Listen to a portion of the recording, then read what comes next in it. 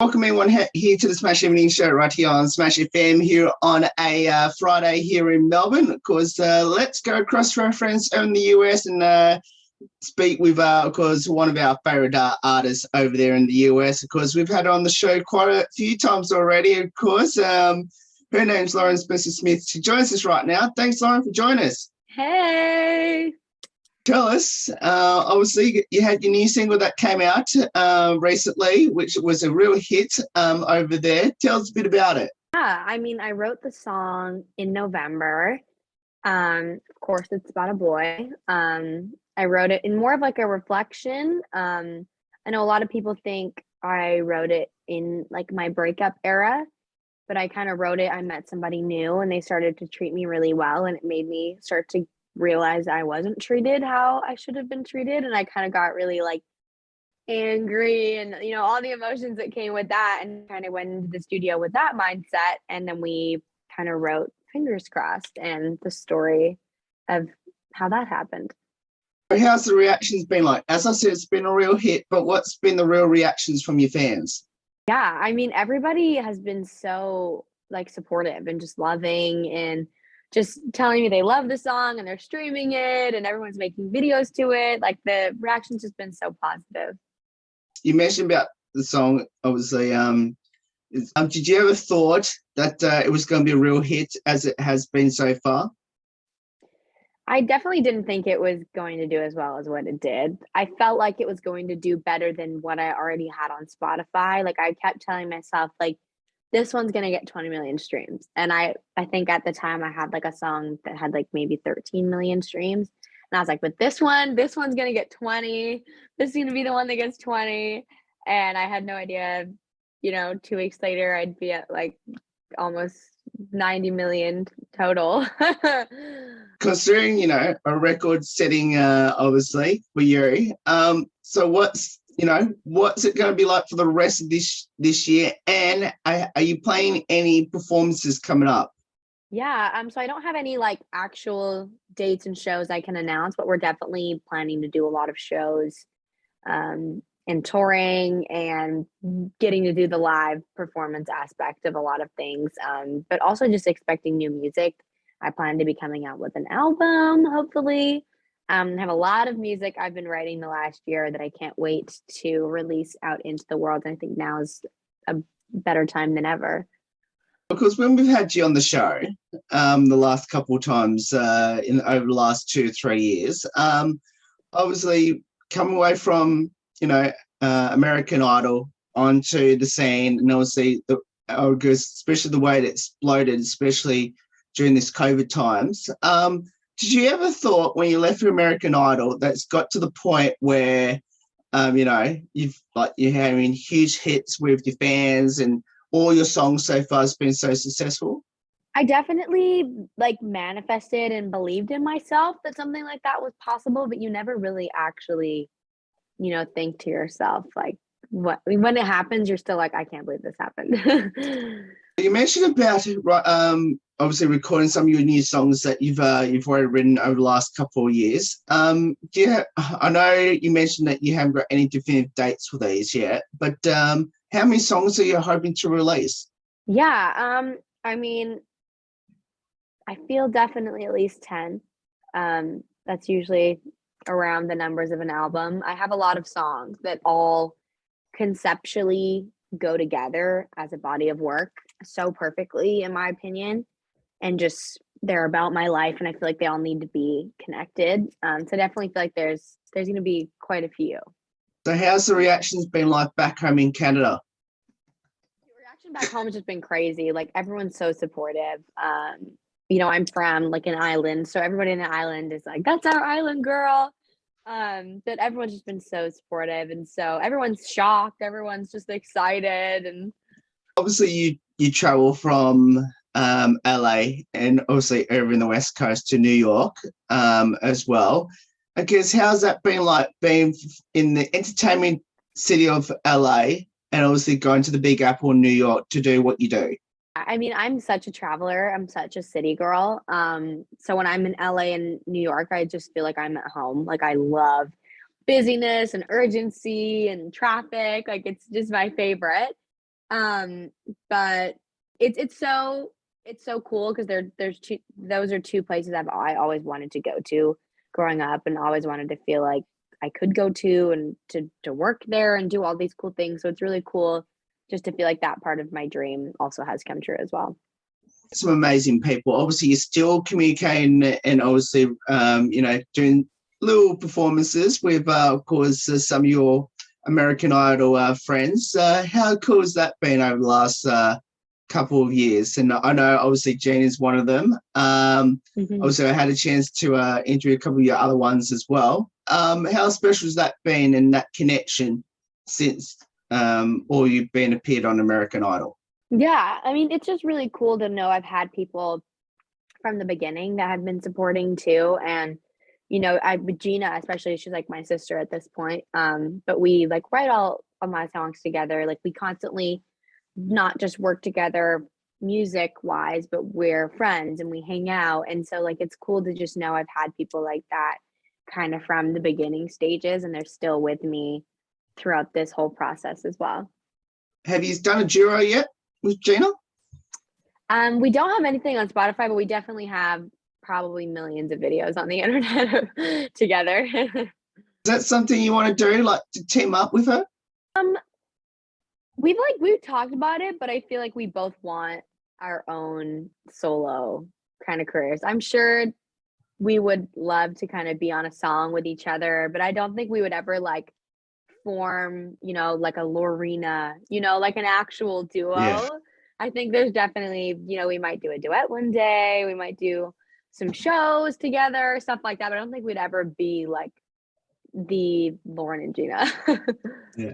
I know we didn't get to speak much about obviously your family and parents throughout this whole journey so far. So, but how supportive they've been, especially I'm assuming they're still back at home in Canada, in Vancouver Yeah. Island. Yeah. Both my parents are still back home. And they've like probably been like my biggest supporters my whole life. Like even when I was like 5, like they bought me like karaoke machines and CDs and like would do everything they could so I could do music. But they've literally just been supportive since day one. Like I know there's a lot of people in the music industry where they're like, "Oh, my parents are really supportive. Like I had to go to school." Like my parents were like, "No, if you don't want to go to school and you want to do music, then you do what you want." Like they really believed in me and really showed me that with like a lot of love and support. So have they given you any advice at all? My mom usually just tells me to stay grounded. But they don't really know the music industry. So they're like, we don't know what to tell her. Like, they don't understand anything. So they're just like, oh my goodness, we just need to make sure our daughter stays herself. Have they given you any piece of advice? Oh yeah. I mean, I feel like most people in my life that have been there from day one just tell me to like stay true to who I am and just, always be me. But I also feel like they sometimes they don't even say it because they know that I always want to authentically be myself. Like they're always like, we don't need to tell you this, but like just make sure you're yourself. Have you had a chance to perform back home in Canada? No, not yet. Is that something you want to do? I would love to do that. I would be so excited to do a show back home. No, for the fact that you've had a lot of overseas fans, obviously mainly in Europe, and occasionally down here in Australia. Is that something you want to do? To like, perform over Yes. Europe or down here in Australia in the next couple of Yeah. years? Yeah. I want to travel. I want to perform everywhere. I want to go to every country. I want to go to Australia. I want to go to Norway. I want to go to Ireland. I want to go to England, Amsterdam. I want to go everywhere. So other than the US and Canada, where's mainly your next best fan base that you've got a lot of fans from? Yeah, probably the UK or Norway or Ireland. A lot of my followers are in the UK. But my song is doing really well in the UK too, but it is number one in Ireland and Norway, as well. Are you surprised? Like that's been a real hit, especially in Ireland and Norway. I'm so surprised. Like it's not like you forget about the other countries, but you're like, oh, there's no way like it's gonna do stuff in other countries, like just my country. And then it does, and you're like, oh my goodness, like this is a worldwide event. Like what? Considering, all the achievements that you've had, all the real hits that you've had with this one so far, especially in Ireland and Norway, what does the music industry or the music scene mean to you now, especially based in LA? Yeah, I mean, I just feel like now, especially since this song, I just have so many more opportunities and so many people that I get to work with that I never thought I would work with. But like it just means so much to me. Like I would never give up what I do or my job for absolutely anything. You could never convince me. No amount of money would want me to stop doing what I'm doing. It's such a great thing to do. Do you have one piece of advice to any aspiring music artists that want to, perform music or like write music? Do you have one piece of advice? Yeah, I mean, I feel like I have multiple. I feel like the first one is just really networking. Like, if you don't have the social media platforms, get on every single one. But just like networking, like if you meet other singers, hang out with those singers and write with them and see who they know and try to connect yourself with different people in the industry. But it really just comes down to like working hard. Like if your friend's gonna wake up at 6 a.m. to write a song, wake up at 5. Like if so you think you always can outwork people. You can always do better for yourself. There's always something you can do to further yourself in your career, really anything in life. And it's really just about consistency and always practicing and always just like mastering your craft and staying connected and networking and just getting to know different people in the industry and just literally putting your whole life on the line and doing absolutely everything you can to make your dreams possible, because it doesn't just happen overnight. It doesn't just happen without hard work. There's like all of these things that you have to do over and over and over and really, really work at in order to get somewhere. Considering you've been on a talent show, obviously American Idol, and obviously we don't have that sort of talent show down here, but if anyone wants to get involved in a talent show, what would be a piece of advice to get on the talent show? Yeah, I mean, I would just say going on the shows, saying something that really showcases who you are and your voice. Like I personally would never go on and sing like, just like the most mellow song ever. Like I think I should say something that showcases my vocals, but also the emotion and the lyrics. And I would just say going on the show, make sure that you're representing yourself how you want to be represented. For our Australian listeners that want to download your music, in particular, especially your new single, you must tell us that new single yet again, and especially how can I go about it?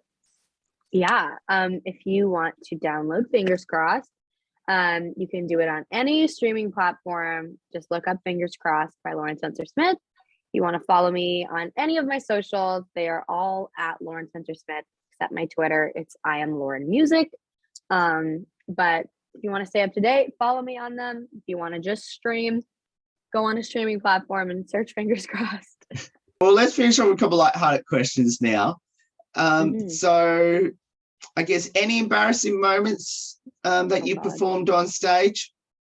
I don't think I've ever had something super, super embarrassing happen to me on stage yet. Next question then, following from that, have you ever forgotten a lyric to a song?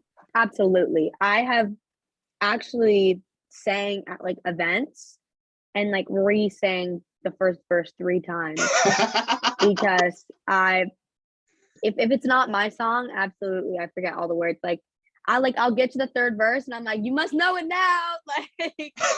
Like I literally, sometimes you just sit there and you blank and you're like, I can't remember what this word is. But people don't usually notice. Yeah. I'll just make up words and I'll just like sing previous words and the average listener does not know. But I've definitely forgotten words before. Do you have like a pre-performance superstition or ritual? Not really, actually. I don't think I do. I honestly just kind of, obviously I practice and rehearse all my songs, but there's nothing I do specifically every time. I just pull up with my water bottle and I'm ready to rock. I know we mentioned this already before, and obviously you've done some amazing performances on the live stream, especially over social media. Is there Mm. one particular one that really stands out to you the most that you've done with someone?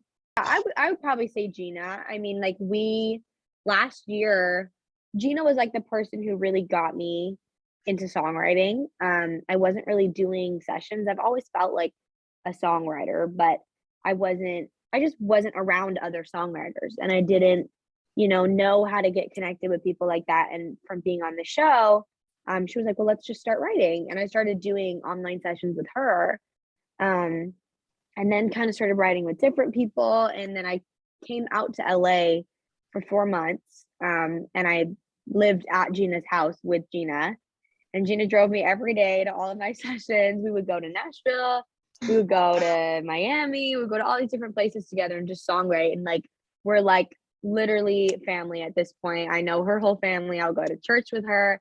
But like, she really took me under her wing and let me stay at her house and introduced me to so many people and like taught me how to songwrite and taught me so many different things about the industry. So she definitely is like the most special human I feel like I met from the show and like really did a lot for me in my life and my career. One final one before I let you go. I know you got a busy schedule coming up, which is, what's the one thing you've learned from Gina in regards to songwriting? I feel like the one thing I learned from her is like we're very similar where she's very like strong-minded, when she knows what she wants and she will go get it. She's very, independent. And I feel like when I started songwriting with her, she was very good at like leading sessions and just kind of being like, cool, let's move on to the verse, let's move on to the pre, like very, let's get this done and let's do that. And I feel like when I walk into sessions, I kind of feel like I'm her now because I walk into sessions being like, cool, I'm leading this. Like, let's put this in the verse or let's do this and let's do that. And like, she kind of just helped me gain the confidence to feel like I could lead my own sessions and feel like I could walk in with my ideas and, feel comfortable. She also just taught me to like, never be like 100% sold on an idea.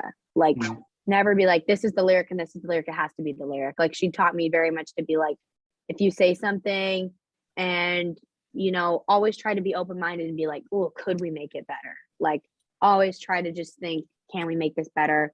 Let's check with everyone in the room and see if we can come up with something even better than what we have. It doesn't mean what you have isn't good, but could we make it slightly better? And if we can't, then we can't. But if we can, let's try to do that. And she always made me, definitely taught me a lot of things about songwriting. Lauren, thank you so much for giving up your time on your very busy schedule of interviews that you've got coming up today. And we want to wish you all the best for the remainder of this year. And I'm sure we'll get to catch up with you again somewhere down the track this year. And best of luck. Can't wait to hear some more fantastic songs. I've already listened to your latest one, which is fantastic, and highly recommend it. So thank you so much for giving up your time. And hopefully we'll catch up somewhere down the track. Yeah, thank you so much. No worries. So that's Lauren Smith there, joins there. Of course, a new single is already out now. And of course, we'll put all the details up on how you can go about getting that. There's more on the Smash Evening Show right after this. Don't go away here on the 10th year celebration.